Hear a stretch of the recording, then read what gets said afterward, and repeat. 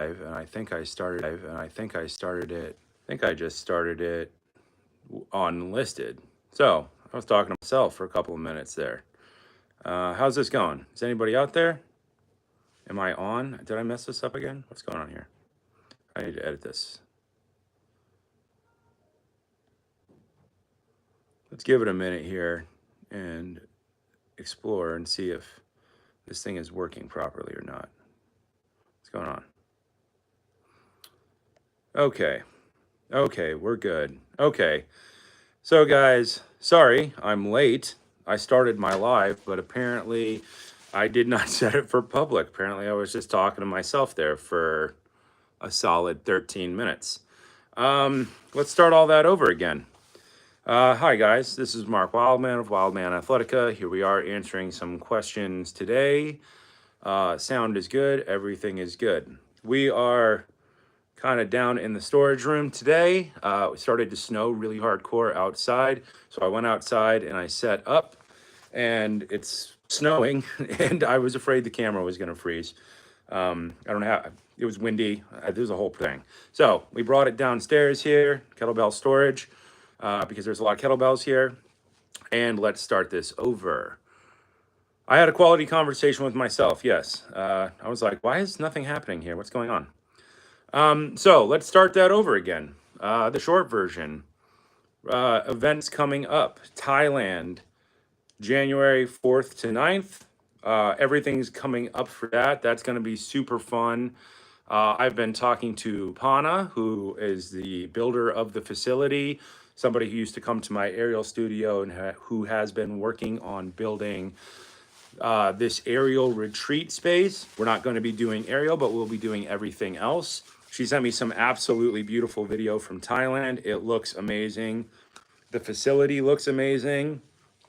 The landscaping might not be done, but this is cooler than anything that we're going to find anywhere in the Midwest of America. It's truly stunning. And the sunsets and the sunrises, they've been sending me video sunsets and sunrises. It's going to be super cool. That seminar is the 5-day version of our staff, Mace, and Heavy Club, where they will be taught in series. So we will start with staff, we will go to Heavy Club, we will do Mace, there will be breathing, there will be cool down, and it's going to go on for 5 days in a loop. Every time we come back to staff, it starts over again, and we rebuild the staff as a learning concept, and we add complexity each time. Everybody should teach like that. I have no idea why they don't, because it's really not hard to make people good at the basics of athleticism in a short period of time. And they're messaging me from Thailand right now. Everybody should be able to do it. Next year, hopefully we can expand this staff seminar and we can turn it also into a fighting club seminar, like a shillelagh or the West African, I'm forgetting the name, stick. And we're going to rebuild that out. And then that's also going to become a machete seminar. So it's going to become Machete Staff Club, which I think are the most basic movement patterns of humanity, and all the training that we do with Heavy Club and Mace is meant to build and accentuate those movement patterns, because I think that defense of self is the origin of human movement. All right, guys, they got to stop messaging me every 10 seconds from Thailand. In January, we will be doing the 2.5-day version of that seminar for people in Europe. It will be in London. Can I tell them to stop messaging me every 3 seconds? Come on, let's do it. That will be the 3-day seminar where people will come in. On the first day, we will start with staff and we will build out from there. All right, they're killing me here. I like how they don't message me all day and now they're messaging me every 3 seconds. Hold on, guys. I'm sorry. Apologies.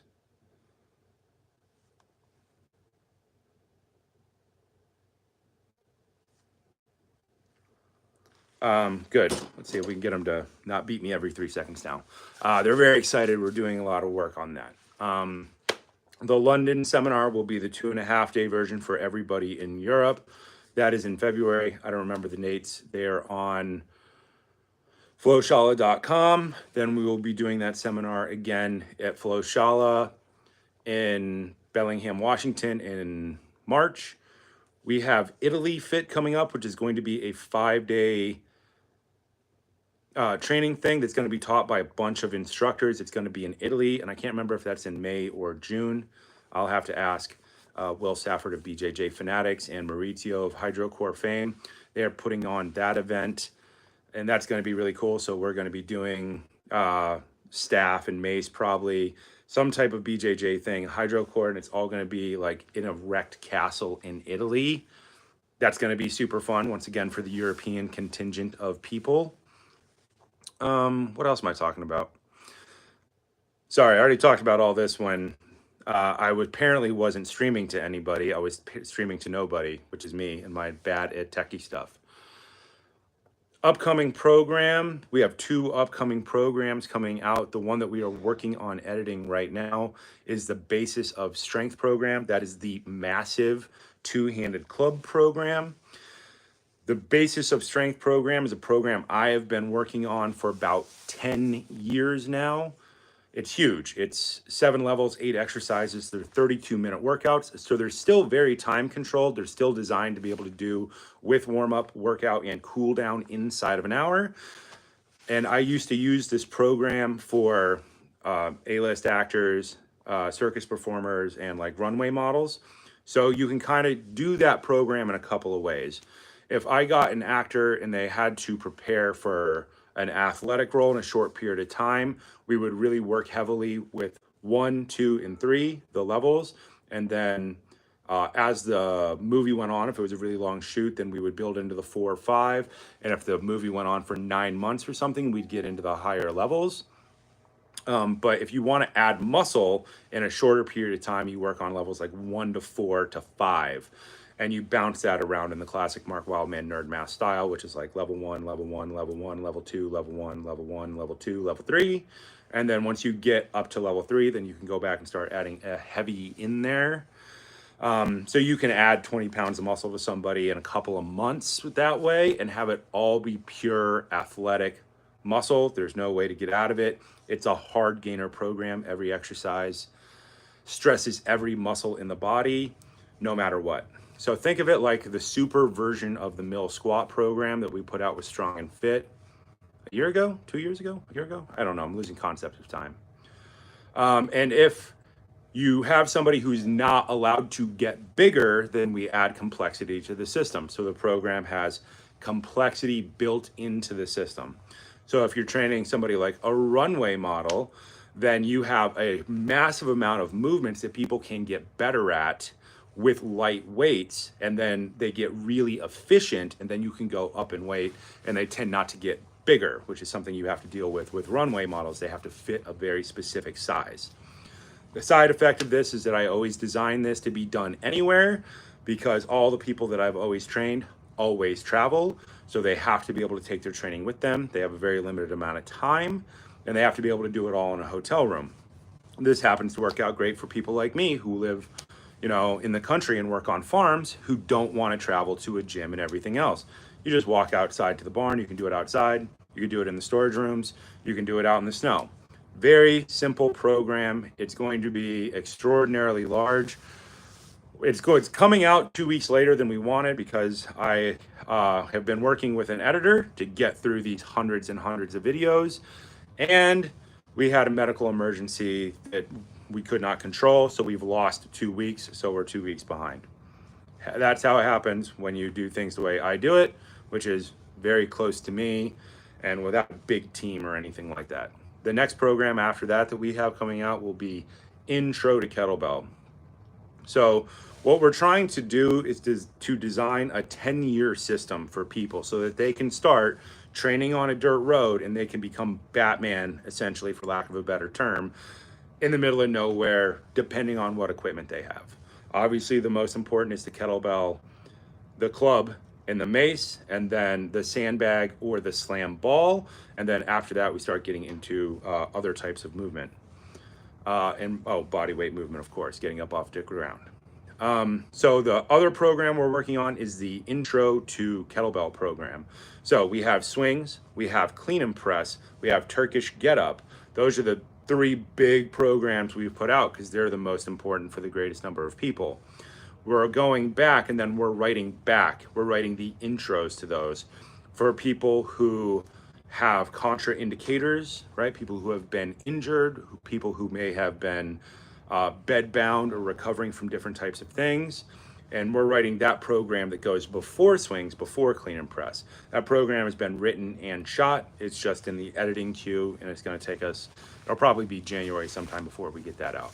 But that is a very simple program meant to move people towards an ability to do something like the swing program and the clean and press program by making them comfortable with kettlebells, allowing people to start with a light weight, like maybe the 4s and the 6s back here. Or it could go, you could do it all the way up to 24K if you wanted to, with an adjustable kettlebell. So we're always trying to solve all these problems for every single population.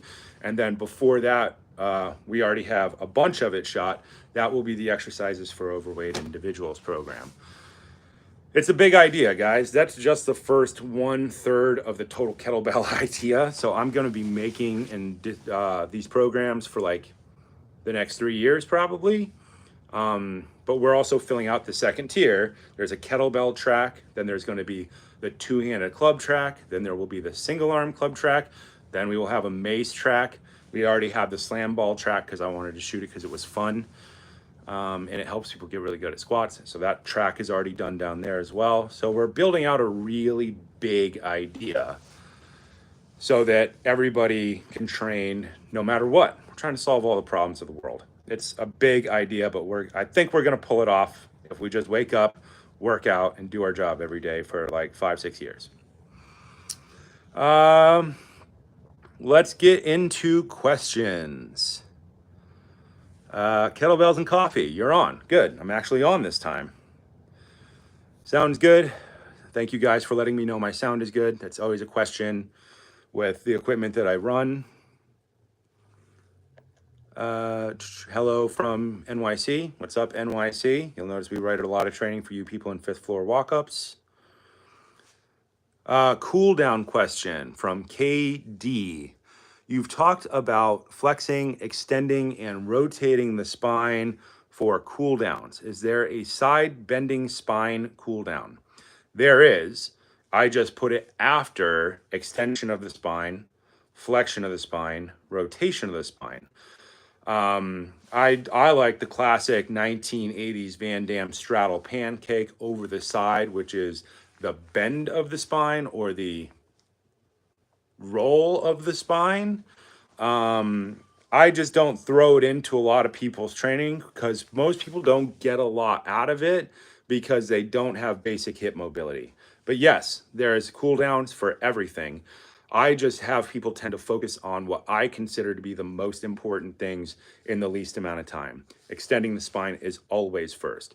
If you went back and you looked at Pavel's work at the early RKCs, when did I go to RKC? 2005, 2006, maybe 2007? RKC 1, RKC 2. You finish your lifts, you get down into what I now call Sphinx pose. I don't remember what they called it then. Which is a elbows down extension of the spine to let the lower spine start to open up. Think of it as the heavy lifters version of an up dog.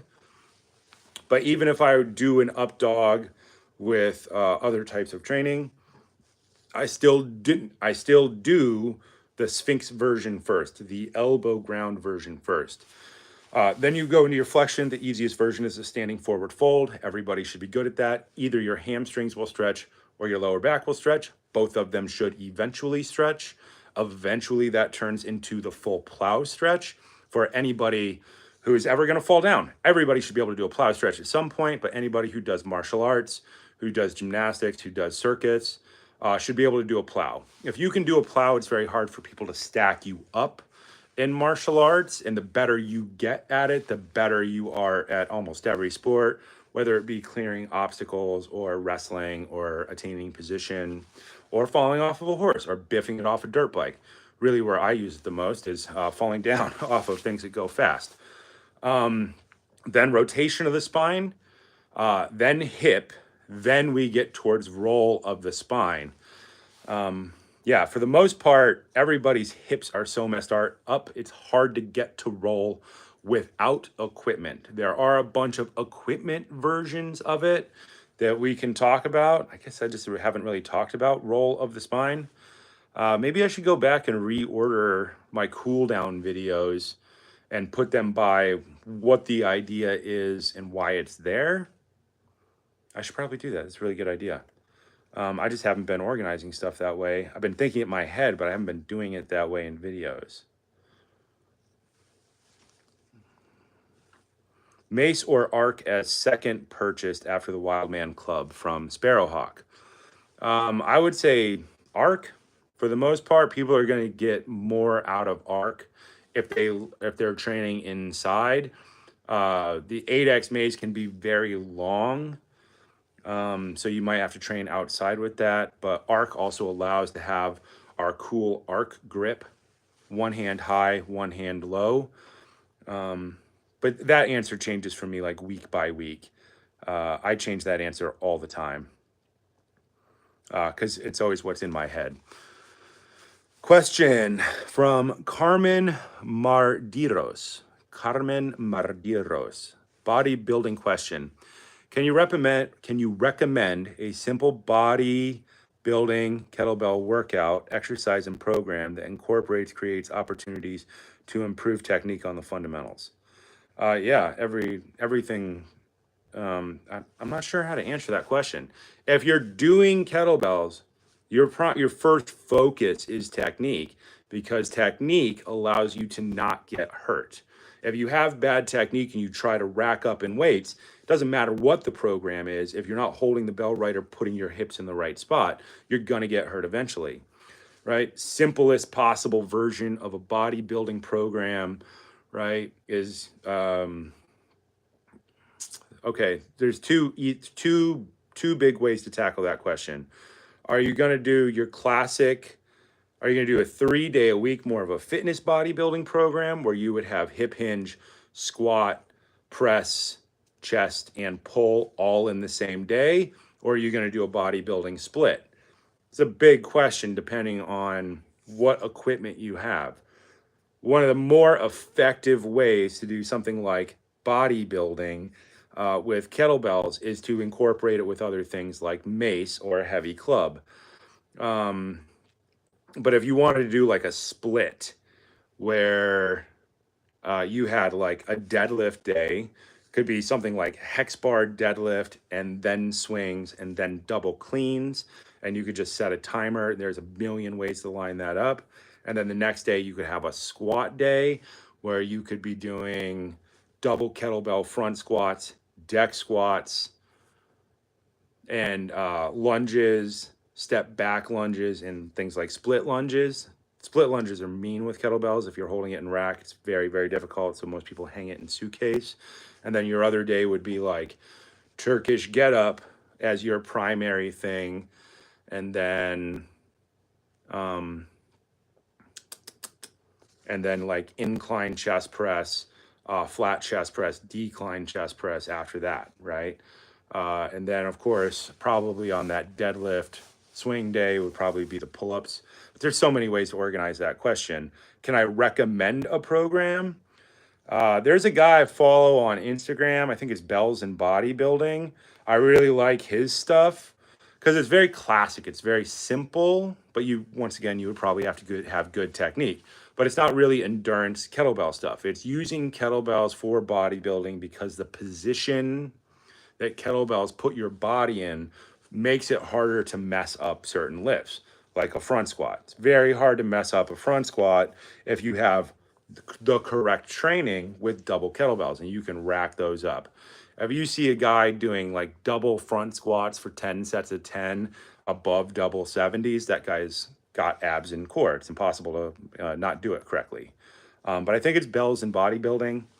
And he does kind of like a classic split, which is like hip hinge, squat, and then he varies his upper body between like presses and incline presses and things like that.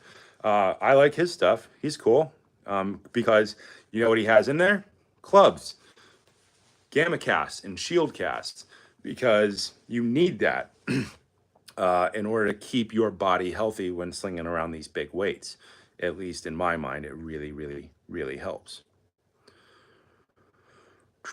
We'll find another question here, guys. Oh, messed up my thing. Is my sound still on? Yeah. Mobility question. Finally, my glutes, hips are active and working again after years of prolonged sitting and sedentary lifestyle. How can I get my lower back to release? It doesn't want to let go of the tension. That is a huge problem. Most people have myofascial thickening of the lower back, of the muscles in their lower back, specifically around like their SI and their piriformis. Am I saying that right? Piriformis runs from like the SI out towards the hip. It is holding your stretches for a long period of time. It is doing all your clubs to introduce traction, tension, and rotation into all of those things. And then usually it's something like a lot of people will need at some point to go get massage or body work on a semi-regular basis, because the tissue has gotten thick, right? And it takes manual tension to break that up and to get those things moving again. Think of it like scar tissue. Those things have become so thick and immobile, they might stretch on the edges, but the body of that tissue might not elongate anymore. One of the things that I have people do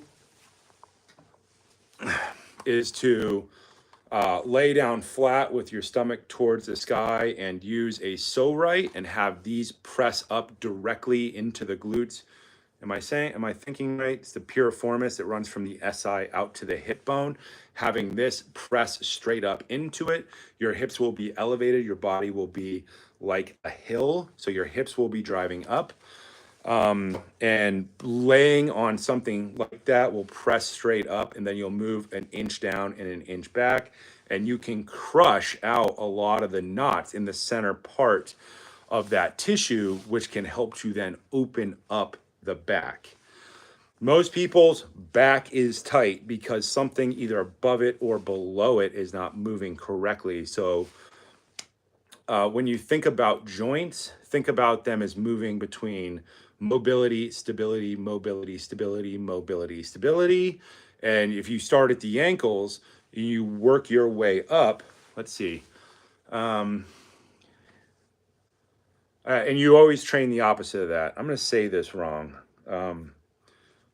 Shoulder is mobile, so you train it to be stable, right?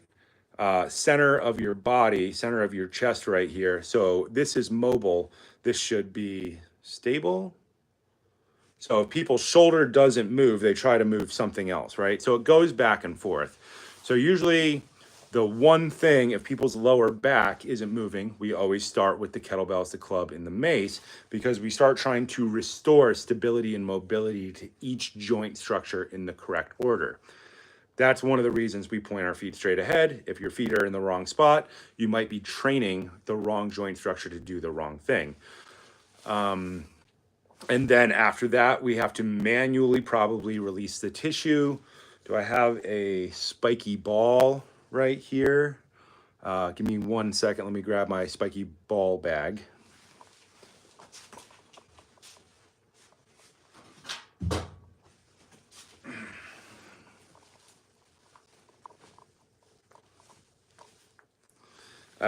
This is the next thing that people tend to need. This is a bag of a bunch of different sizes of physio balls. So you have your classic peanut. This is where it starts to get really good, is these super firm physio spiky balls. This one's a little too small. It's about 2 inches. I use that for a lot of clients. I don't have the big one. There's a bigger one. I like the 3.5 ball that looks like this. It's super hard and spiky. And that's how I get a lot of people to relax their glutes. I will have them go into a stretch or a pose like spinal twist, and I will put that ball underneath their glute. They will get themselves into position. Their body weight will push down on the ball. The arc of the ball will cause that tissue to elongate. The spikes will stab up into it and cause it. It's basically like tenderizing meat, and then put them into different positions. That's how a lot of people free up their back. And then they go back to doing their kettlebells and the clubs, and they do it every day for, say, 8 to 9 minutes or a little bit longer, depending on how bad it is. And that's how we tend to get people to remobilize tissue that has been shortened and is way too rigid from years of being in a specific position, like sitting. Did I say all that right? I feel like I did. I feel like it was pretty close. Sometimes I flip words, guys. You guys will notice that, who have watched me talk a lot. Let me get back up to our top of questions here. Pythonic inertia, always a great name. Doing suitcase deadlift, goblet squat, and single arm press. So suitcase deadlift, a goblet squat, and our single arm press is our basic recommendation for people who are deconditioned or who are heavier than they would like to be. What should a warm up and cool down look like for each? Warm up, halos, definitely, right? Around the world, definitely. Cool down, Sphinx forward fold, yes. So most people who are bigger than they want to be or who are severely deconditioned, who are working on our basic series, I can't recommend to them a lot of mobility training because I have no idea what they're capable of doing. Without looking at them, I say everybody should do neck. Then they should go to shoulders. They should do those two things standing up. Then I like to use a super lightweight and go into halos. One of the main problems people have is a lack of ability to extend their shoulder. And that means that they have a hard time learning to do things like presses. So if you're having a hard time going straight up and down, we extend the shoulder in a circle instead. So halos, excellent idea. One of the reasons I talk about halos so much as a warm-up in kettlebells, because people who've been deconditioned or even people who go to the gym and do a lot of incline chest press might not be able to achieve this normal range of movement, which is extension of the shoulder. So we don't need them to do anything crazy. We're just trying to restore the movement by actually having them do movement. Anything that's a lever. A kettlebell is a short lever. You flip a kettlebell upside down. It's a short lever. It's easier for people to control, and then eventually they go to club, and then eventually they go to mace, where the levers get longer and they learn to extend their shoulder better. Around the worlds are excellent because people are standing up. They move a weight around their body. Their core is firing in a circle around their body, and then it's going back the other direction. That does warm people up for things like suitcase deadlift. The other thing that I might throw in there is a box squat, but a box squat with weight is a goblet squat. Oftentimes in the beginning of training, it is really hard for people to do a body weight box squat. The kettlebell can help them drag to their feet to get up. So what you have said is correct. Lots of halos, lots of around the world. If we can get to around the world front to back and around the world back to front, that is what I recommend, in addition to neck mobility and standing shoulder mobility. Once we get through a lot of that, the next thing that we would introduce would be windshield wiper, which is the one leg version of shin box. And then we would get to shin box. But a lot of times in the beginning, people can't get down to the ground if they've been injured to do things like windshield wiper or shin box. There are elevated versions of that, but you can really, it's kind of sketchy to tell people to do that without seeing them do things because they might not be in control of where their feet are and things might not be great. So excellent. Your idea was great. KD's really throwing out a lot of questions today. Mobility question. How do we get that elbow pulling traction mobility, feel goodness during club movements like inside circles for our knees and legs? Kicks, hanging upside down, your ideas. It's normally hanging upside down, which is why I don't tell people to do it. I did it for years. Probably in that bag down there is a set of inversion boots that we use for people who absorb a lot of force, like stunt guys or whatever. But you have to be able to get upside down. one of the things that we used to have in one of the gyms, I can't remember where we were, was like an inversion table where you get on the table, it tips this way, depending on the angle, you hook your feet in, and it starts to traction out your ankles, your knees, your hip, and your lower back. For people who've had severe compression, hitting things really fast injuries. I had a guy who had been doing like a wire stunt where they slide them along a cable, they're flying, and something went wrong and you hit it, and bad back problems for a long time after that. Train that by doing rotation, heavy clubs, restore the movement, put them on traction table, let their body decompress the joints by inverting their body in the direction away from gravity. So that's probably the best idea to get that traction feeling that you get in the elbows, the shoulders, and the wrists with heavy clubs, is a traction table. I was in the circus, we just hung off of our toes, but I'm not asking anybody to do that, nor do I recommend anybody hang from their toes the way that we did. You have to be able to get into it and get out of it without dying, which means you have to be very good at core strength and mobility. Like, you have to do a plow to even get into the correct position. If you can't do a perfectly straight leg plow where you put your flexed foot in your hands, you can't even try something like that.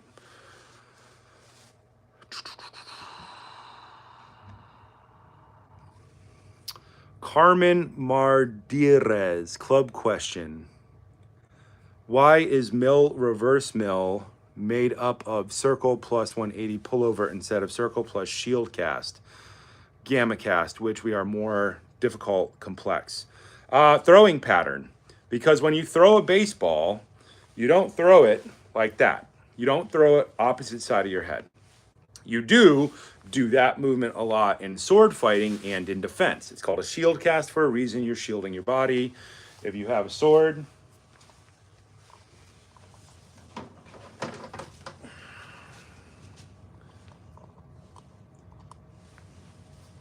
then you go the opposite side of your head in order to create a shielding block when things are coming at your head. It comes here, it goes here, it counters, it goes directly into an attack. So throwing pattern is same side past the head. Mill and reverse mill are an inside and an outside throwing pattern. Shield cast is a defensive movement, which is meant for, usually heavier weight. So let me find that question again. I lost it. It disappeared on me. So our mill prep is inside circle to shield cast. Mill is inside circle to same side ear cast. So a mill and a reverse mill are based on same side ear rotations, because the most common move that separates humans from everything else is a casting pattern, is being able to throw. And you throw past your same side ear. That's why. Mill prep is more for defensive training, but we always teach that in the path to mill. And reverse mill is there to make sure that people are not adapting to just one side. We're making sure our rotation is equally good on both sides of the body. And you do use reverse mill a lot, once again, in something like sword fighting, right? Where it comes out and it passes past the same side ear as an outside extending attack. So you have to know all of those things.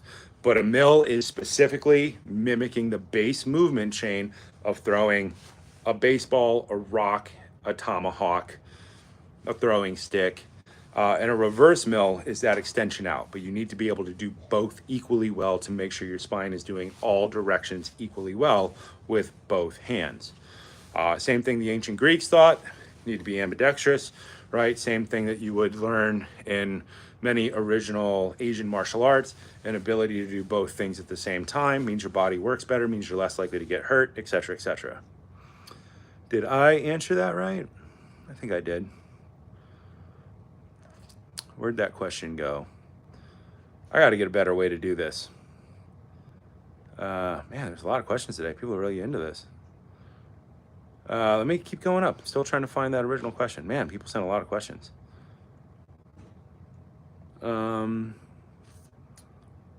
Yeah. Okay, that's where I was. Randall Davis, Italy Fit's going to be amazing. Yeah, I mean, Will Safford of BJJ Fanatics is incredibly good BJJ artist. Uh, he's a champion. I mean, he's really good. If that guy asks you to do something, you just do it. Maurizio used to be one of the original, like, what do you call it? Endless summer kite surfers. He used to travel around the world and kite surf. You know, he's incredibly fun to hang out with, and he has a lot of very interesting ideas about training. Jim Finn, will the Kettlebell YouTube series continue? Yeah, I just rode a motorcycle across the country and then a truck, and now we've had medical issues. I have medical issues in my family. My editor had medical issues. I went out and I shot 35 and 36 yesterday, along with two other club videos. So yeah, all these series are going to continue. We're going to keep hammering it, right? There's easily going to be 100 kettlebell videos in that numbered series. So what I do is I start and then I write it down. I look at it and I go, is there something in the middle that I should coach there? Because I feel like somebody's going to mess something up. So yes, it's going to keep going, and we're going to be working on it for probably another year. Because I like to shoot one video and think about it. Is the next step that I think is the next step? Is there a step in between there that I should coach or that I should talk about? So I have my list and then I interject videos in there when I think that they need to be put in for clarity for everybody to learn, right? This is long form podcasting for training, where most people are trying to shove 5 exercises into a 1-minute video because they want to get likes. I'm trying to create a series that actually stands as an instructional manual for people, because the training that I've seen out in the world is shockingly bad when it comes to kettlebells, especially in like things like big box gyms. So anybody should be able to look at this and just watch all the videos and know enough about kettlebelling to be very effective and to help a lot of people.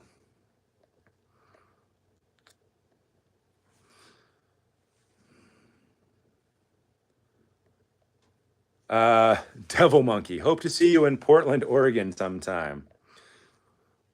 Yeah. I haven't been to Portland in years. I think the last time I rode a motorcycle through there in like maybe 2010. But the west coast of America is really long. So riding all the way up, it's like 22 hours or something just to ride there. But if you're on a motorcycle, it's really like 3 days. The west coast is huge. People in Europe don't realize how truly huge America is.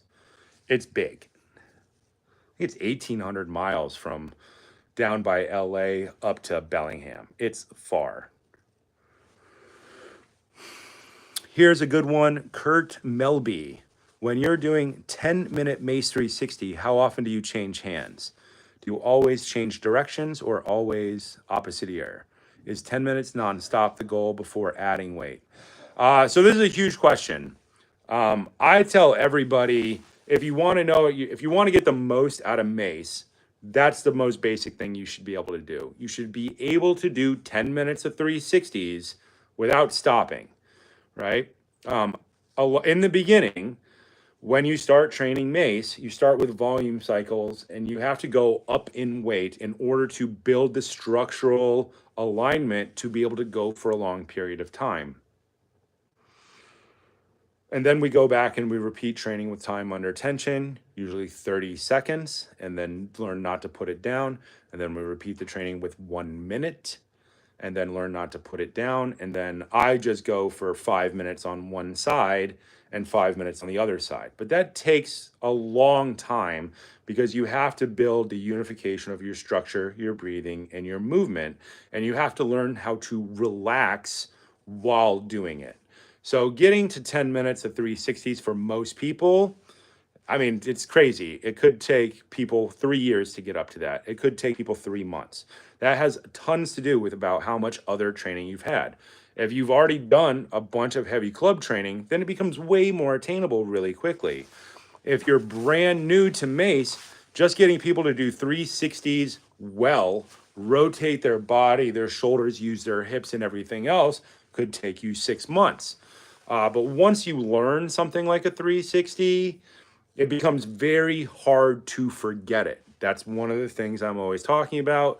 Training that changes the way your body and your mind thinks to create permanent adaptation to imposed demand.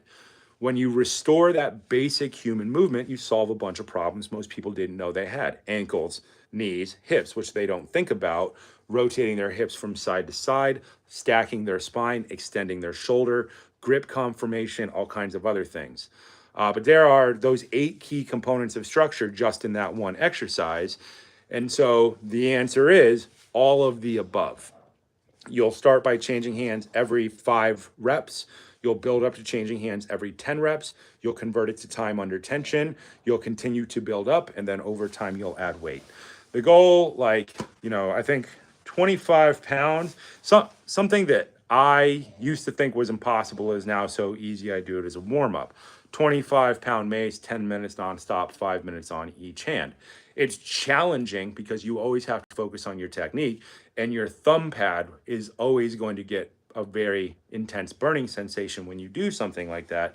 But the goal is I'm trying to get myself up to the point where I could do 50 pounds for 10 minutes nonstop, because at that point we're just really killing it, and we definitely know that we're in the right spot. I'll get there in a couple of years. I don't focus on it much. I'm going to work on some more equipment redesign in order to make that work out better. So it's always this thing. I have a bunch of goals in my head. I try to get people to do it. I come up with a training program. I put it into test.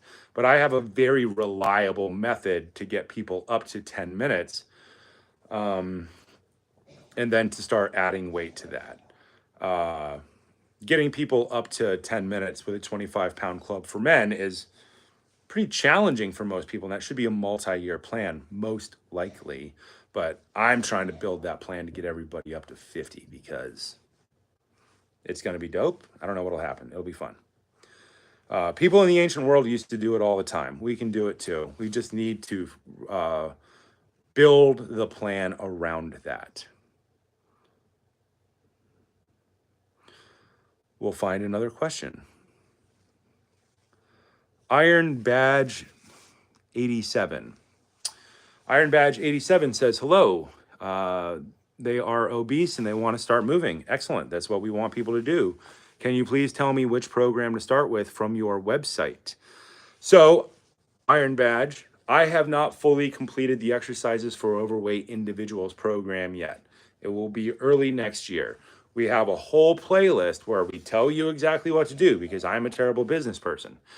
So we want you to start with a suitcase deadlift, a box squat where you hold a weight in front of your body, and either a seated or a standing overhead press, right? There's a second series. So that is one day. The next day, we want you to get something like an ADEX adjustable club system. You'll see it in all of our programs. And we want you to work with single arm, go down to just the handle, inside circle, outside circle, and shield cast. And you will do all of your inside circles as a volume cycle, all of your outside circles as a volume cycle, all of your shield cast. And then you will start to build up to 10 sets of 5 of that, right? I'm a terrible business person. I tell everybody how to do everything for free all the time. And then you need to build up on that. We are not doing a 2-handed club program in the beginning for somebody who is obese, because they won't be able to fully rotate and they will not accomplish the task effectively. With a light club, you can start to do it, and your body can start to fire and learn to breathe and point your feet straight ahead. And as you repeat the training, you will rotate more and more and more, and then you will add more weight to the club system, and it will get heavier, and you will get better and better and better at it. Something we've already talked about is doing that single arm shield cast is going to start forcing people to extend their shoulder and return them to a standing posture so that they can breathe better, so they can move forward. So this is what's called an A-B program. A is the deadlift, the squat, and the press. B is the inside circle, the outside circle, and the shield cast. And we're shooting to alternate those two ideas. How we do that is an entirely different question. It depends on a lot of factors, but that is the idea. So I have not formalized this into a program yet because I need more employees. I need employees. But that is the general idea. And if you have more questions, send them to me and we'll make videos for you to explain this, because I have neglected the Training for Overweight Individuals playlist for a while. But if you have specific questions, send them to me. We will make videos so that everybody can benefit from good information. That's always the idea.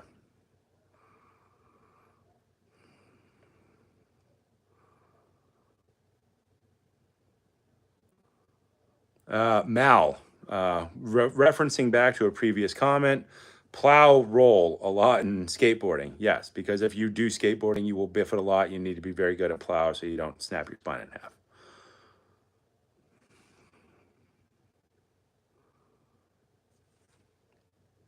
Oh, here's a crazy one. Let me go back up here. There's a couple of good ones right here.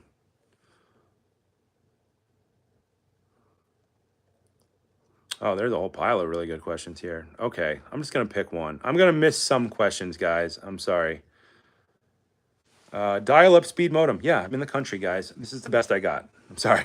Do I need to take it off internet and put it? Maybe.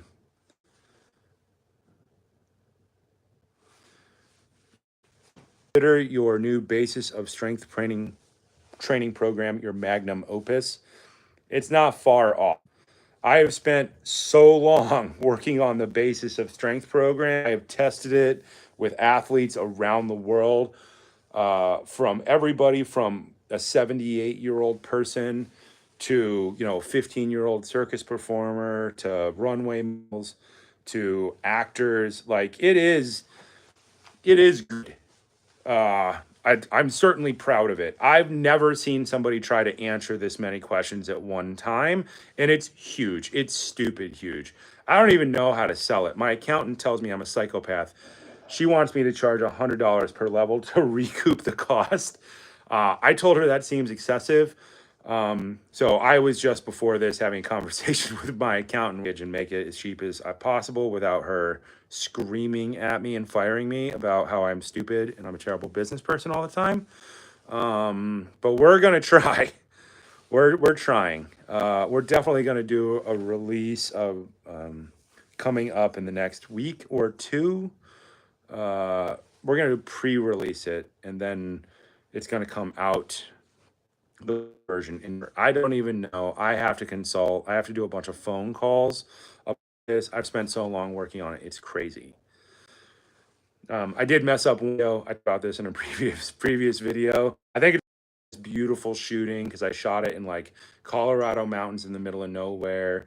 Got some of it like up by Seattle, and I shot a bunch of it in Joshua Tree because I want it to be awesome looking because it's cool. And I messed up one video and I have to go back and reshoot it in like Ohio snow.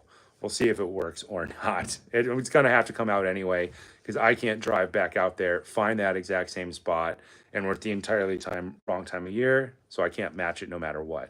And I do not have enough skill in After Effects editing to even attempt it. Program question. How do you make the programs palpable for kids and preteens? You tell them to do it. You drop weight. If they can make a 5-year-old start ballet, then you can definitely get kids to do this. You set it up. Important. It's Batman. I don't know. It's Batman. It's Dick Grayson, right? It's not hard to convince kids that this is ninja stuff because they can instantly see that it's ninja stuff. It's really much harder to get adults to do training like this because adults have so many preconceived notions. Starting with a lightweight, obviously, of course, you work on technique, but like they have young kids work on kettlebell training in the Eastern Bloc all the time. By the time they're 16, they're 10. Your body will adapt. Had we all started kettlebell training when we were 12, the whole world was. I like to say that like a country like America produces the best 10 athletes in the world, and then the Eastern Bloc produces the next 40,000. And then China right there with them. It could alternate between Eastern Bloc and China because we'll produce one superstar athlete. They'll produce 40,000 of them because they all start at the age of 5.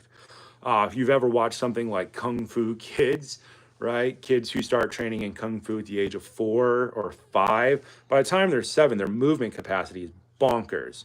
So one of my good friends, Amina the Warrior, you'll find her on my Instagram. Look up Amina the Warrior. She was in the Russian school of training for Wushu, which is a weird thing, but they started at the age of 5 and they trained 8 hours a day. They're not like other people. I write programs for Westerners for the most part because we did not get the proper athletic nor movement training to get our brain and our body to develop like other populations do around the world. So I'm trying to solve a problem which shouldn't exist. And I think we're doing a really good job of it. But kids can start this stuff early. You can start doing OODA loop staff training with kids and parkour obstacle stuff with kids immediately. Kids naturally have great lifting technique for the most part. And there's a lot of question about how much compression you can put on kids.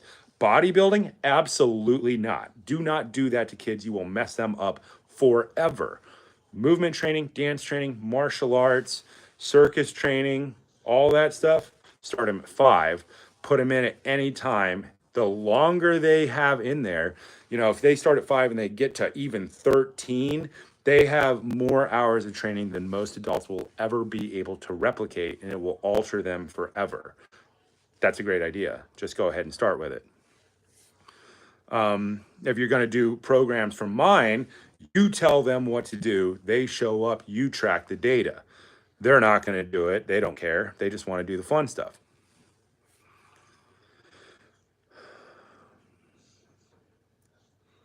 Iron Badge 87. He's from Bucharest, Romania. What's up, Bucharest?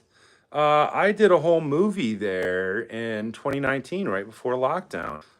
I spent all my time walking around the old city, like the classic beer hall there, that whole thing, the old city. I absolutely loved it. I tried to go in everything in there, and then you cross the river and you go towards their massive government building, which is like one of the biggest buildings in the world. I think it goes like 30 stories underground. Bucharest is amazing. Amazing. What a great, beautiful city. A lot of that, there's like 3 types of architecture there. You have the classic where they have like the pre-king time. Then you had the communist era. Then you had the modern era. So there's this really interesting architecture there. You just walk around and look up buildings there. You should definitely do that if you guys haven't been to Bucharest.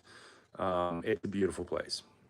It's got that very interesting broken down post-communist kind of thing where things weren't properly maintained, but you get this beautiful architecture back and forth. It's crazy. Great traffic circles too. Love the traffic circles. Where'd we go? I lost it. Oh, messing it up again.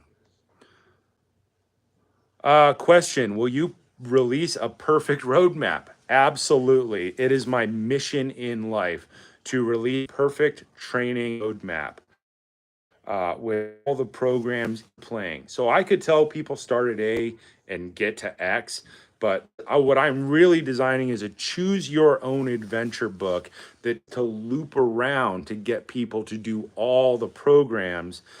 So eventually they all add up. So think of them in different tracks, but each one has its own perfect path, and then they're all designed to integrate together. But yes, is there a perfect path for the whole thing? Absolutely. I am trying to turn everybody into Batman, and I'm going to do it come hell or high water.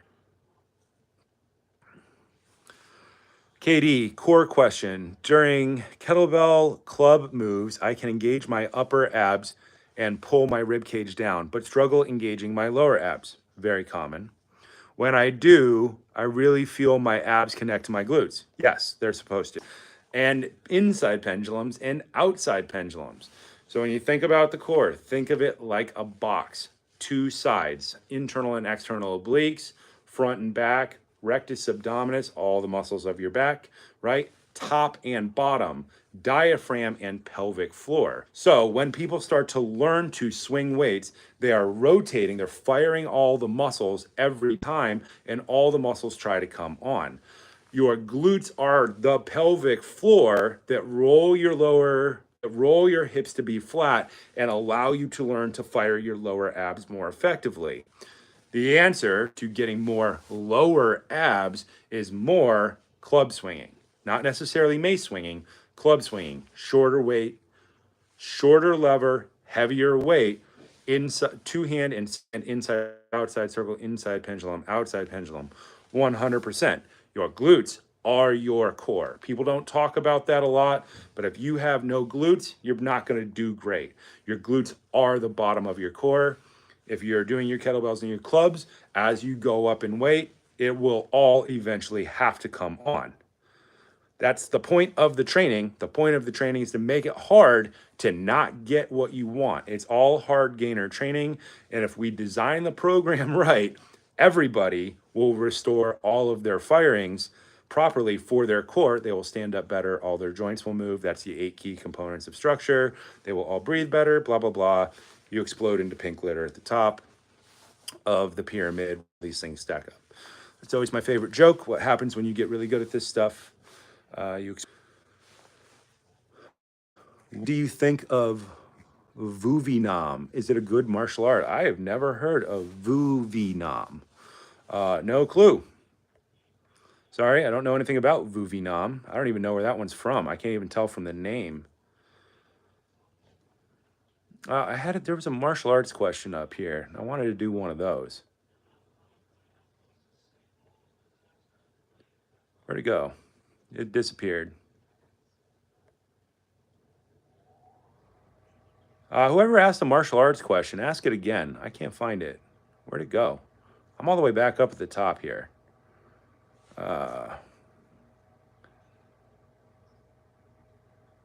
Sorry, guys. I'm still looking for this. What is the timeline for single arm club mace? It's next year, guys. A bunch of the single arm club stuff is done, but there's way too much stuff in front of it. I need another 3 editors to even get this stuff out in time.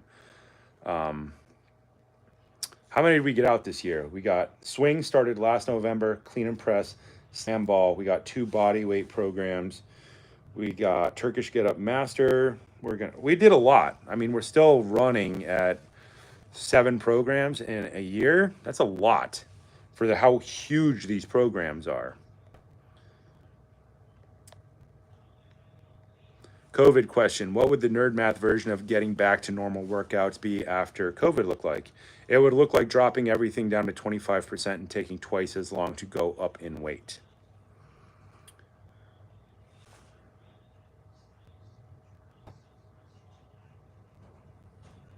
Oh, here's an editing thing. My videos could benefit from applying a compressor to your audio tracks with a large enough threshold to normalize audio levels. Very true. I just don't have the time to run everything through audio normalization because of the rate at which I put it out. I don't have the computing power to pull that off, but you are correct. Everything I could do would be better.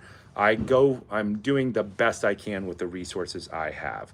If I had, investment, if somebody gave me $1 million and I could hire a bunch of people, we could turn this into a whole production studio and take over the world. But that hasn't happened yet.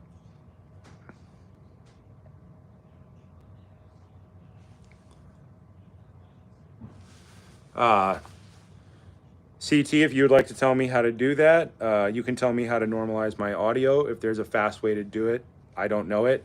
But yeah, send it to me. Tell me what I'm doing wrong. Make me a video, tag me. I don't know.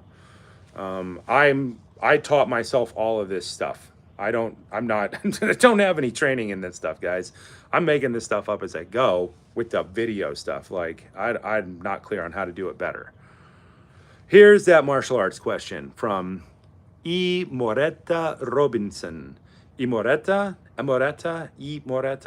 Moretta, probably E. Moretta. Question, if you had to recommend just one, would it be Krav Maga, BJJ, or Wing Chun?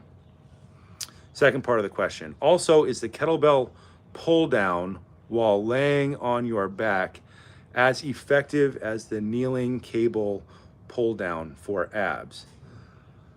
That I'm going to start with the first part. We're going to come back to the second part. Imoreta Robinson. Can't tell where the name of that origin is from. It's got two very separate types of names there.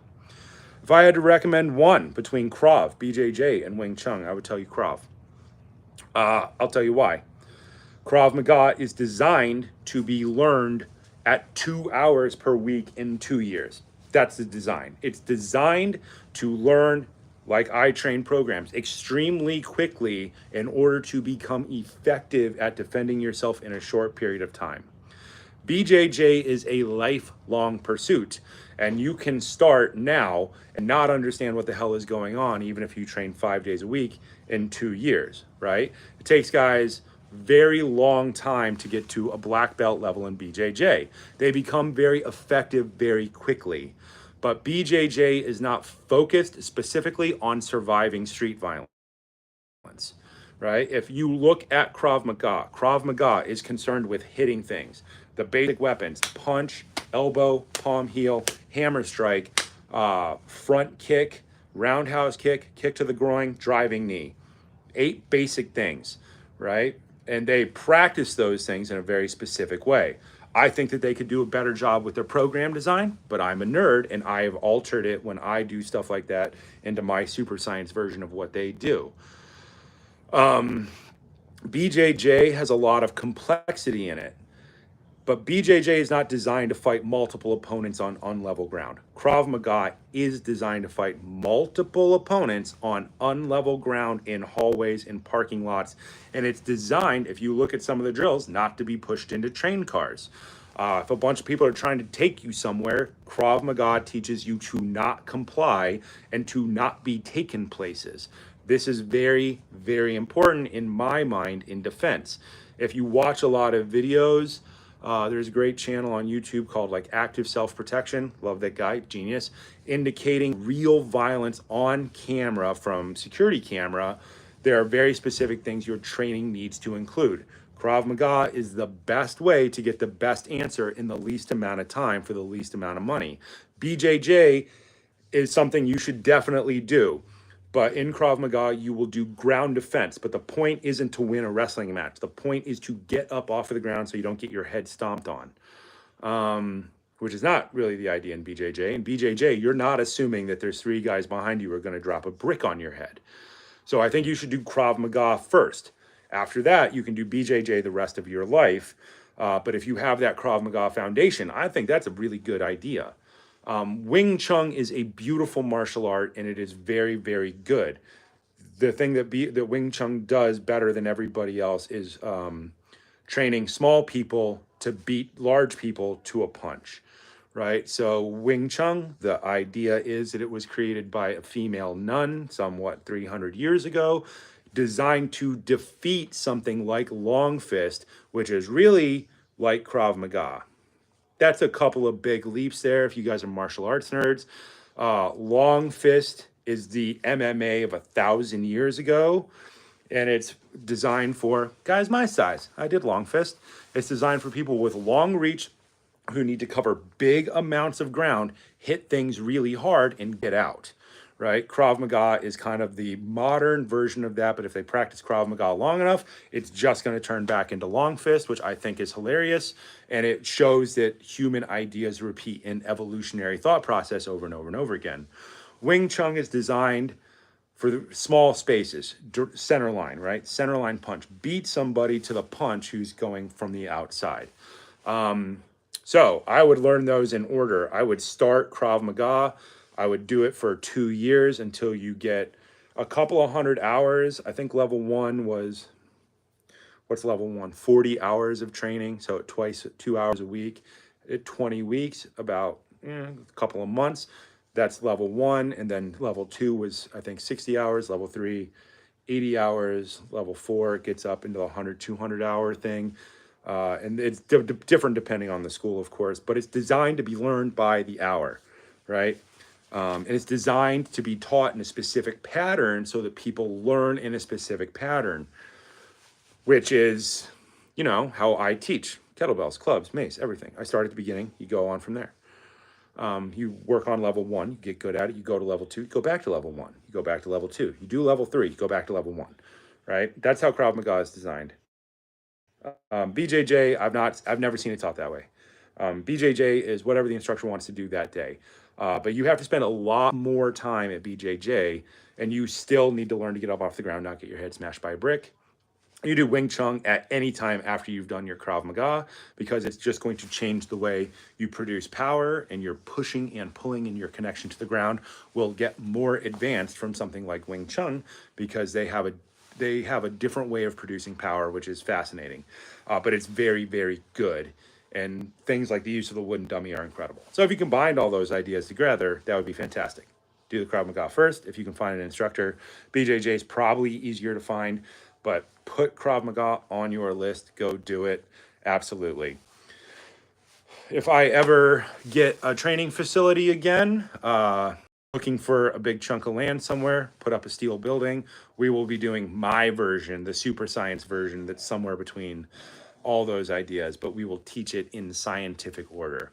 I just want a big chunk of land with trees on it, and we can have a training facility, and we'll teach it as seminars, and it's going to be amazing forever. And that's my goal in life. But yeah, that was a fun question. I can talk about that stuff all day. Engineers are not good businessmen. We are too process oriented, not grab the bag oriented. Absolutely true. I am a terrible businessman. Everybody will tell you that. Everybody. My accountant will tell you I am not good at this. That is a hilarious joke, right? Though that is true. I just want to do the thing and write the program and teach. And I am not good at monetizing stuff. I am, in fact, actively bad at it for the most part. Undervaluing my programs, giving away training for free, telling everybody why and how I do everything are all terrible business strategies. Terrible business strategies. This is a good question from Paul Mason. I'm just jumping around right now, guys. When working one's way through a program and you need to take a few weeks off, how much should you step back in your program? Example, on 17th set of full century of single arm club, go back, how much? I'd go back to 10. If you're on 17, you've taken a couple weeks off, your technique will get worse, your endurance will get worse. Drop back to 10, do 10, 12, 14, 16, then the next one's 18. It's a 2-week drop back, but it's really going to help you to get back in to the thing without killing yourself. Whenever you come back from training, the goal is to not die. Your technique will degraded, your breathing will degraded, your muscular endurance, cellular endurance will have degraded. Make it easy on yourself and walk your way back up in leaps. But that first workout back should be easy. You need to work your way back into things. If you jump back in and try to do 18, you might make it, but you might also injure yourself because you're pushing too hard. This is something that you have to learn. When you're coming back, don't push too hard. Give yourself time to get back into it. Where were we at?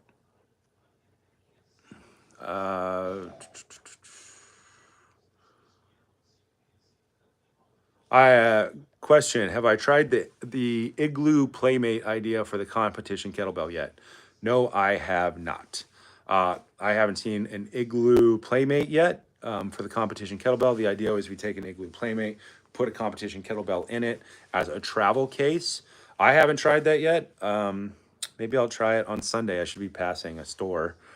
Yeah, so maybe I can do it then. We have people in from Ireland. That's our Pythonic Inertia is chiming in from Ireland.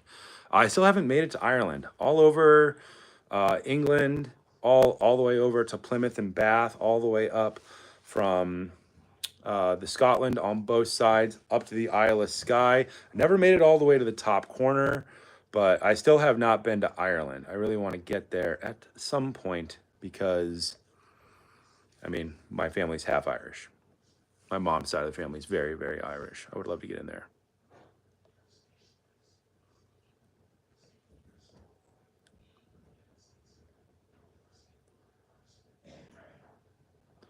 People chiming in from Canada.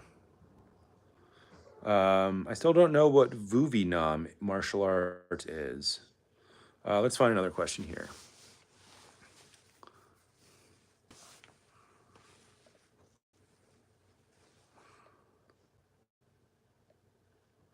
Exercise to build your traps with numbers, reps, and sets. I got to tell you guys, artificially large traps are not something that people in the natural world have. If you want to build your traps, you would do all of your normal training and then you would do shoulder shrugs at the end with heavy weights. You're not going to get a huge traps from doing kettlebells because kettlebells is too integrated, which means all of your muscles would develop equally. If you're trying to get the trappy look, right? You're in a death metal band or whatever, you would do all of your like hex bar deadlift, you do your swing, and then at the end, you would do your trap shrugs with dumbbells or kettlebells or with a trap bar. But it's if you're doing kettlebells and clubs and stuff, you're not going to be super trappy. You're just going to look like a super athletic person. The modern concept of massive traps comes from bodybuilding and people trying to support their neck for combat sports. You have to do extra specific exercises to get really trappy. I myself just haven't done anything for visual training in years, but it's well understood. You would just throw in trappy exercise at the end. After you've done all the important stuff, you would do the trappy stuff at the end, and you would move it towards failure. All right.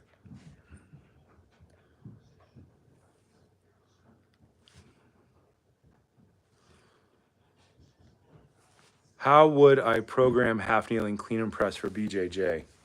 I don't know.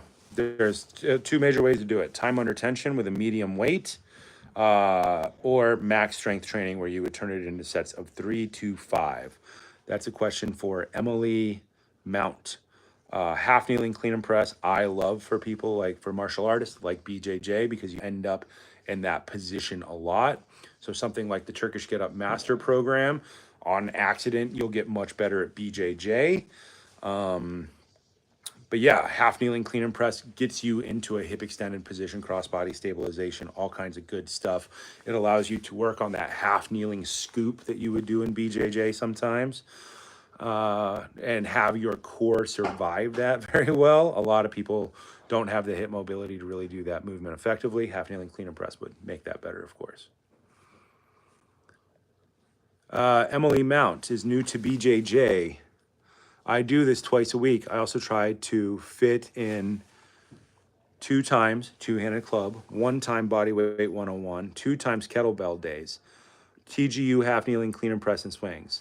How does that sound? It sounds really good, right? What do we have? If you're training for BJJ, you need to train your ground mobility a lot, but you need a lot of cross-body stabilization. You need grip, traction, and pull because you're always grabbing on people's gis. If it's gi, if it's no gi, then you're doing a hook hand. So what is she doing? She's doing BJJ twice a week. Excellent, right? That's your unregulated effort sport. 2-hand week inside twice a week, 2-hand club. Fantastic. Preparing your spine for people to try to rip you in half. Excellent. 1 time bodyweight 101. Excellent. That can change into Krav 101 eventually because you're working on your fundamentals of getting up off of the ground. Fantastic. You need to do that a lot in BJJ. 2 times kettlebell days. Half kneeling clean and press and swings. You could turn your half kneeling clean and press. You could run the clean and press program to just put it in half kneeling position and half kneeling clean and press and swings. You have your hip snap, which is your endurance deadlift. You have your clean and press in the half kneeling position, which is your crossbody stabilization, extension of the shoulder and extension of the hip. That's fantastic. That's a fantastic plan, basic idea for people who are new to BJJ.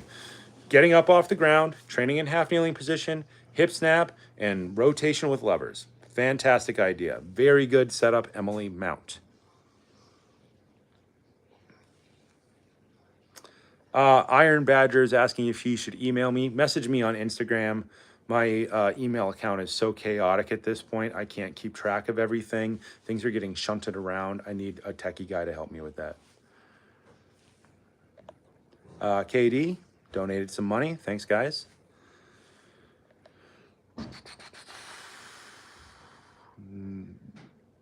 Okay, somebody get whoever this guy is who's using racial slurs off of here. How do we ban this guy forever?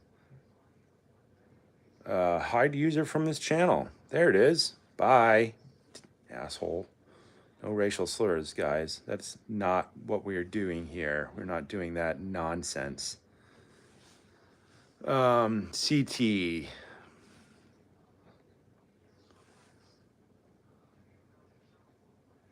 Here's a great question from KD. How would you train someone that is bedridden due to an accident that cannot stand up? Pilates. Pilates was originally invented for people who were bedridden after World War I. A Pilates reformer is a metal bed frame with springs on it, right? The point of Pilates was to get people back to the point where they could stand up so they could go back to doing things like club swinging and fight training. Bedridden people, a good understanding of Pilates, because Pilates was originally a rehab therapy for people who couldn't stand. That is an excellent way to do it.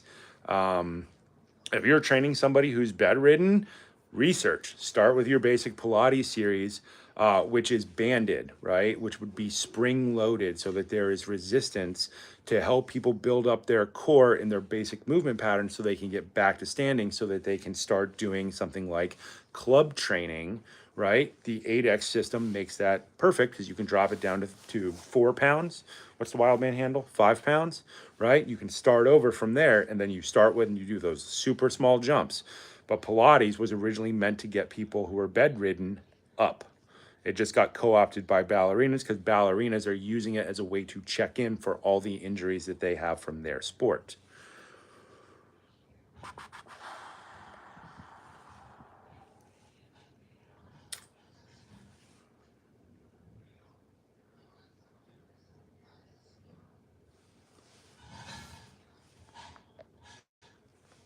Mike McDonald, watching your Tetris nerd math videos, Snatch only gets one appearance. Yeah.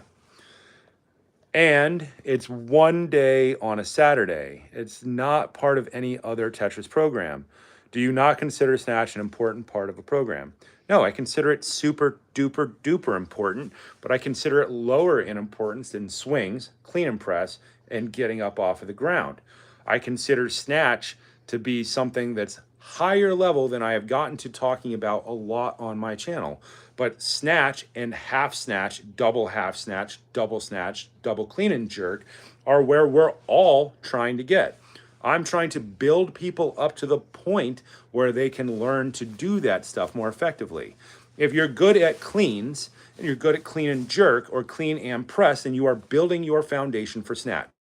Everybody wants to get to snatch because Pavel created the Secret Service snatch test and it was part of the RKC requirement. So everybody wants to skip straight to snatch. Most people's technique, honestly, sucks and they're going to hurt themselves.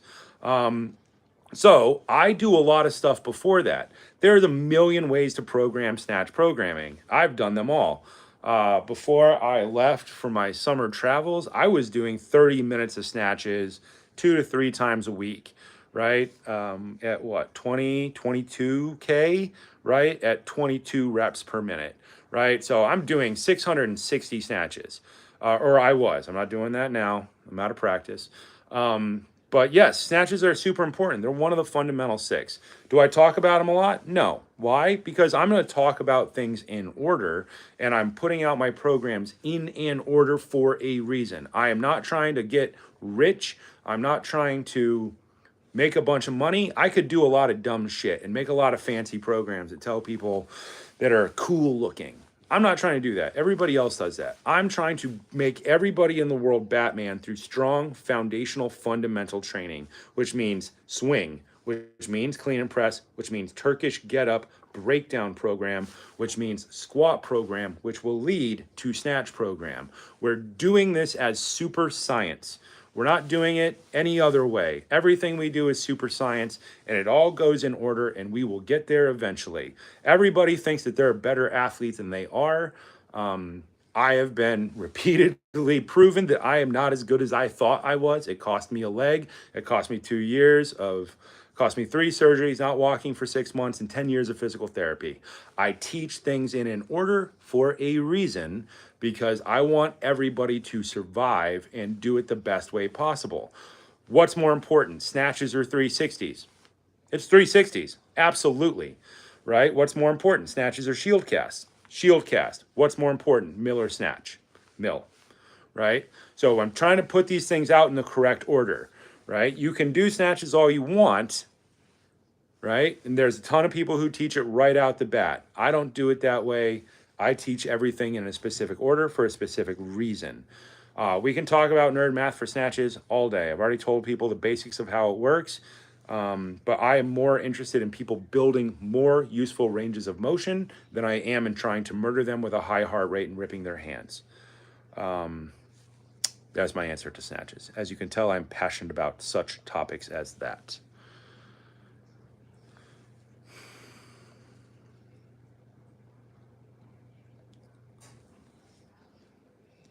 There was a next Chris's music channel. There's a first part to this question. I don't know where it's at. I don't know where it's at. This is the second part of a question. Chris's music channel. Question, adding to the neck strengthening question, have you used, or yeah, the iron neck is right here. Yeah, I have an iron neck. Device into programming recently, or recommend it in addition to kettlebelling and heavy clubbing? Yeah, you should. If you're doing impact combat sports, you should definitely be doing an iron neck, 100%. If you drive race cars or dirt bike, iron neck, right? For the most part, the most important thing you can do is kettlebell and club.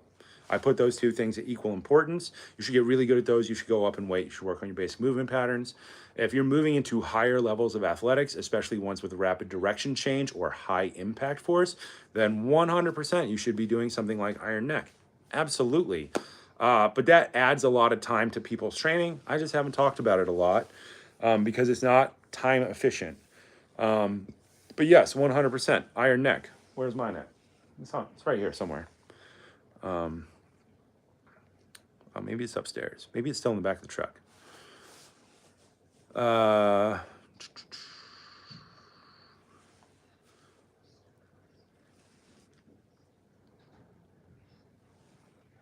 do you get back to training after a long break? Super short workouts. If you feel lazy nowadays, if you've taken a long break, it is hard to start. This is the same thing that people have who are deconditioned. Training hurts, right? Cellularly, it is difficult to endure, and your body will try to get you to stop because being lazy is part of an evolutionary strategy. The people who ran around all the time burned too much energy, and when it got cold, they froze to death or they ran out of food. People who were balanced out, lazy people burned no energy, actually, ironically, more likely to survive a famine, right? So we're trying to be somewhere in the middle of that. But if you haven't been training a lot, have been feeling lazy, then the goal is short workouts, light weights, and work on your breathing, right? When I come back from a long trip, I just rode from LA to Colorado and then trucked from Colorado to here, right? After that amount of time, not doing your proper training, it hurts. Breathing hurts. It feels bad. And you have to take that time where you drop weight and you let yourself breathe and you work on it to let your body come back up to speed. That is a natural human thing, and it happens by season, right? In the spring, you're supposed to ramp up. In the summer, you're supposed to go hard. In the fall, you're supposed to tail down. And in winter, most people rest because that's how all of the world works. It's very hard to push all the time forever. There should be some down seasons in there, and you need to build in low training. We've talked a lot about this in Nerd Math. Oh, God. Oh, here's a good question. Dave Kawarta. Silly question. Feel free to skip. Picard, Janeway, or Cisco? Who's the best captain? Picard, got stabbed in the heart, laughed, right? Are we not? I mean, everybody likes Janeway, but I don't think she had as much fun stuff as everybody says. Um, Cisco, Deep Space Nine, right? I think Deep Space Nine was probably the most interesting one politically. We're talking Star Trek, guys. Yes, I am this type of nerd. But I mean, can you who can argue with Picard? I mean, Shakespearean leadership. Personally, I I think Star Trek has finally been perfected with Lower Decks, because it's the positive version of Rick and Morty. Um, and I like that. I'm the huge fan of Lower Decks more than anything. Um, but I mean, you got Picard, you got your leadership, you got your Shakespearean stuff, you got stabbed in the heart laughs. You have lived an entire lifetime and then came back. Um, Janeway got what? Delta Quadrant, which is awesome. You get actually into the unknown. And Cisco got what? The Kardashians? All those dudes? He had a lot of fun stuff. I say Picard. But I mean, of course, we all think the original series, Double Fist Smash, which is always fun. Um, J something official, J Dixels, I don't know how to say that, is doing all of the big 6 exercises in one day, 2 to 3 times a week too much? No, you can do anything you want, right? I just lay it out the way that I try to teach people. If you're already an athlete, you can do whatever you want, right? A lot of guys, like I know guys who just do flow training and they go out and they don't put the kettlebell down for an hour and they do absolutely every movement every day. There are so many ways. The human body is meant to adapt to virtually any type of input, and it will adapt to almost any program. My programming is very specifically designed, I say, for the bottom 90% of the population, right? So most people need to neurologically rebuild specific movement patterns from living in the modern world. So my programs are very specifically about rebuilding programs one step at a time and doing it so many times you couldn't possibly forget how to do it for the rest of your life, to cause permanent physical and neurological change. There are other programs that are written for 90% and above, right? This is what a lot of other people write. And you can, if you're already well-trained athlete, if you played a bunch of sports as a kid, if you were a ballerina or a circus performer, you can do anything you want. It'll work out on accident. One of my friends who lives down in Tennessee, you'll see him all the time. I repost him on Instagram all the time. Jared Michael Thomas, he's like a state championship wrestler. He can do anything any day because he trained at such a high level when he was young that he doesn't need the same type of rest time. His body is different, the same way a ballerina. They are different. They can train for 4 hours, the most brutal thing that'll murder anybody you know, and they won't even sweat while doing so, and you'll never see them breathe. So the goal of my training is to get people to become like these superstar athletes that I know, because I had to write that training for myself, because I didn't have that training, because I grew up on a dirt road and I cleaned a barn every day and I swept a barn every day and I stacked hay. I didn't get that type of athletic training that comes from people who have more time and money to put into that in their youth. My training is designed to get people up to the level of mastery who are already more like adults. But yeah, if you're already a really good athlete, do whatever you want. I throw tennis balls at you, you'd be badass, right? But still, good training gets better, right? Olympic athletes are people who had a lot of training and then they got better and better and better training to push them to the higher levels. And then it gets super sciencey and you get that last 0.1% that pushes people over the line to be the best of world class. Don't know how to say this one. Zilvianus Kopokas. The Cyrillic maybe? No clue. Top diet tips. Eat a pound of red meat every day. Eat your vegetables. Top diet tips. Here's Seed Set inviting everybody to join the Discord server. Link in Mark's video description. The Discord server is a server where people talk about all this stuff and they nerd out. And which is good because those are the people who are going to get the most out of training, because they are going to write their own training. They're going to talk about it. They're going to discuss it. That is one of the best ways you could possibly learn. And probably those people on the Discord are going to end up smarter than the smartest trainers in Hollywood by far, right? By far.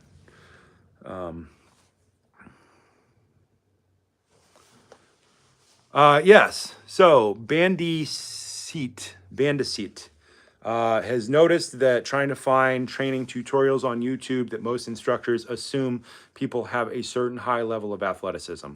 Absolutely. They don't explain where to point your foot. They don't explain where your knee goes. They don't explain the breathing. They just show you the thing and they clap, and that's the end of that. I try to coach every specific little thing the same way I would coach dirt bike riding. Man, I'm the nerdiest coach at dirt bike riding. I'm the nerdiest coach at everything because I sucked at everything because I didn't learn it when I was young. So I had to take my engineering knowledge, apply it to everything else in life, break things down into small, manageable pieces, repeat them until you can't possibly forget them, and then continue the coaching idea. So the playlist that we're doing right now, the numbered kettlebell lists, one step at a time. You can start, you can watch video 1 on day 1, day 2, do 1 and 2, and you build up. And the goal is to make it so nerdy and specific and repeat things so many times that there's no way that you could fail to learn. No way. We're really trying to make it impossible to mess up. And that's the way everything should be coached. And that's the way that nothing is coached. I don't know anybody who coaches that way at all. The best coaching I've otherwise seen is Krav Maga. There's still a lot of holes that they could improve, or at least at the school that I went to, in how they coach. I'm trying to make it impossible to fail. I'm not trying to weed anybody out, which is what most training is trying to do. They're trying to get rid of people. I'm not trying to get rid of anybody. I'm trying to bring everybody up, regardless, age, injury history, whatever. We're trying to solve everybody's problems, which is actually a unique thing, which should not be unique. It shouldn't be. Every coach should be trying to do that, and they are not.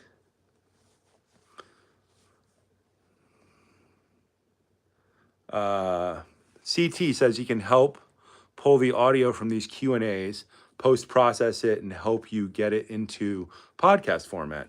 That would be awesome. Send me a message, man. I don't know what I'm doing. I don't have time. I mean, my day is full up as it is. If I could get more help, we could get more stuff done. We could reach more people. We could make the world a healthier place. Everybody could adventure, and we could all do the things that we want, and the world would be cool. That's the idea. Not many nerd questions today. I like the Picard Janeway question. Star Trek Enterprise. I loved Enterprise. One of my favorite shows was Stargate Universe, and that got canceled after, what, 2 seasons? Yeah. All right, guys, we've been on for an hour and a half now. I have a phone call to make, so we're going to stop this now. Keep your questions, move and hold them for next week, and we're going to keep doing this forever. The more people learn, the more questions you ask, the better I get at answering them, the better we get at everything. Thanks, guys.